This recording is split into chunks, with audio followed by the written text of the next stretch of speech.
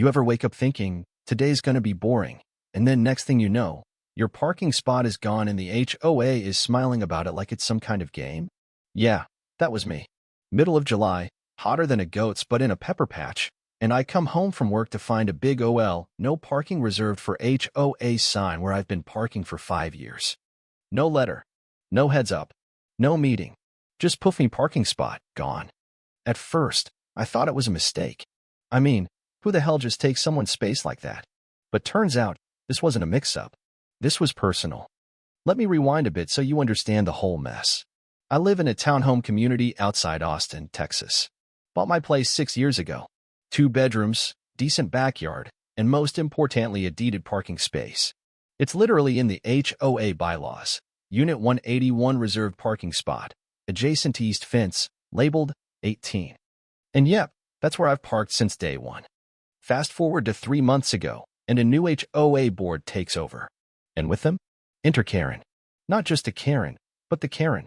Blonde bob, clipboard, smug attitude, and the kind of passive-aggressive smile that makes you want to run a rake through a wall. She got elected after organizing some community beautification effort that consisted of putting fairy lights on the mailbox posts and calling the landscapers to trim one bush.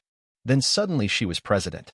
And with that power, she decided to go on what she called a parking reform. Apparently, she didn't like how the visitor spots were always full when her book club came over.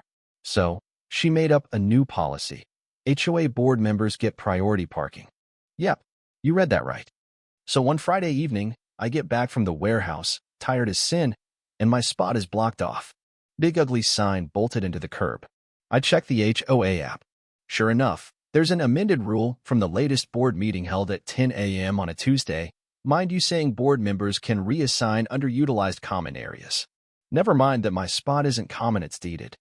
Naturally, I go knocking on Karen's door. She opens with that fake innocent voice. Oh, were you using that space? It wasn't labeled correctly in the new mapping, so we reassigned it. But you're welcome to park on the street like everyone else. Like hell I am. I show her the deed. She says, well, the board voted. I tell her that doesn't override recorded property rights. She shrugs. Take it up with the HOA attorney.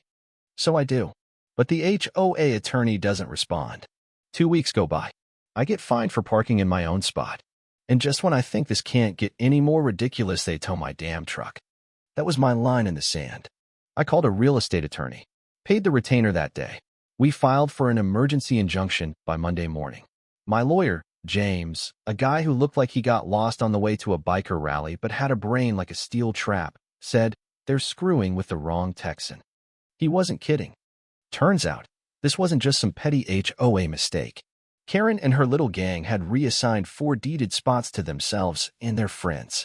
One lady, Susan, who had lived there since '98, had been parking 2 streets over because Karen needed space for deliveries. So yeah, it wasn't just me. We got everyone together and filed a joint suit against the HOA. The legal term was breach of covenant and conversion of property. Basically, stealing. Karen tried to push back, saying the HOA had discretionary authority. But we had the property plats, the county registry, and even a scanned PDF of the original HOA declaration from the 90s. All said the same thing. Those spots are private. And here's where the twist comes in. During discovery, James found something real juicy. Karen's son, Brad, was running a home detailing business out of their garage. You know what he needed? Parking space. A lot of it. Guess where he was parking his clients' cars? Yep, our spots. They'd even installed a fake visitor permit system where only his clients had the QR codes. That was the final nail. By week 3 of the legal process, Karen was sweating bullets. Tried to offer a settlement. We said no. We wanted a ruling. The judge, bless him, was a straight shooter. Looked at the maps, the photos, the bylaws, and just said, this isn't even complicated. The court ordered the HOA to return all stolen parking spots to the rightful owners, pay for the tow damages, and issue a formal apology to each homeowner. Karen's personal fine? $2,800 for misuse of HOA authority and false towing reports. Brad had to shut his business down for zoning violations. They were operating commercially in a residential area. That backfired hard. Karen resigned that same week. Oh, and the apology letter? Hilarious. Full of, we regret any confusion. And moving forward, the HOA will respect individual property rights. They even had to repaint our names back on the curbs. And now, I park in my spot every day like royalty. Some neighbors leave little notes on my windshield like, "Glad justice won," or "Team you." One of the best parts? That street parking she told me to use? I leave my old, beat-up lawnmower trailer there just to annoy her. Ain't illegal, just poetic. So yeah, they tried it. Thought I'd roll over. Thought they could bully folks with fake policies and bold signage. But turns out, the law doesn't give a damn about Karen's clipboard. Now it's your turn. What do you think? Was Karen just power tripping?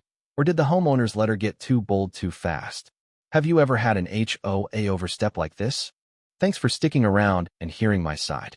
Got more stories cooking. So if you like a little justice with your popcorn, hit that subscribe button and drop your ideas in the comments. See you in the next HOA showdown.